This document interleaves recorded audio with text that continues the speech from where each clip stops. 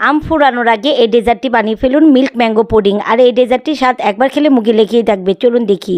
প্রথমে আমি 2 টেবিল চামচ জেলাটিন সামান্য কিছু পানিতে ভিজিয়ে রেখেছি 10 মিনিটের জন্য। এখন একটি প্যানে 2 কাপ আমের পিউরি নিয়েছি, এর মধ্যে 2 টেবিল চামচ চিনি দিব এবং জেলাটিনের মিশ্রণটা অর্ধেক দিব, বাকি অর্ধেকটা রেখে দিব।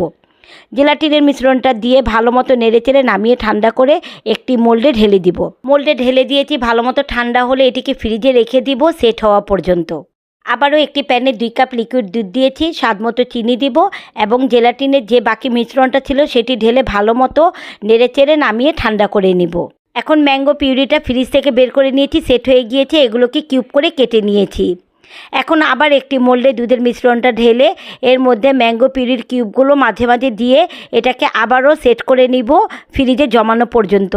সেট হয়ে গিয়েছে। এখন এটিকে আমি মোল্ড আউট করে স্লাইস করে কেটে নিয়েছি। এই তো হয়ে গেল ম্যাঙ্গো পুডিং জেলো।